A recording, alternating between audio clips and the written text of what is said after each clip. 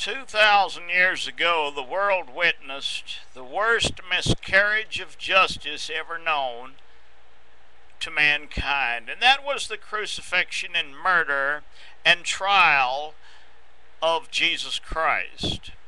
At the time, the wicked Jews were crying out, "Crucify, murder this blasphemy he claims to be God."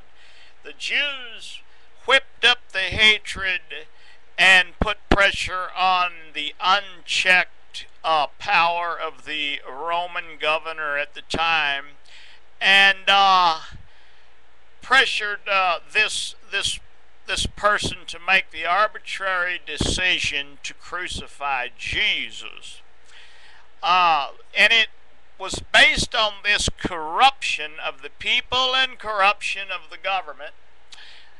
This unchecked government power in the hands of one man over a man's life like Jesus Christ. It was a combination of these things which brought about our constitutional system here in the United States.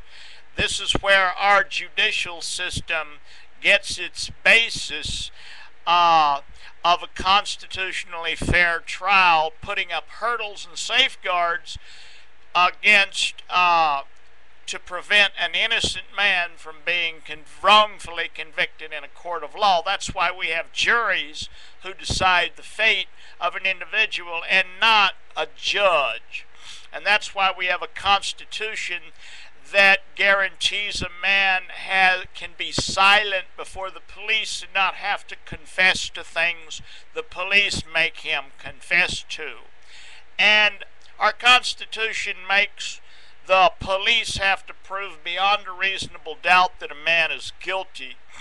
And that is because our Constitution says that police must prove beyond a reasonable doubt that a man's guilty.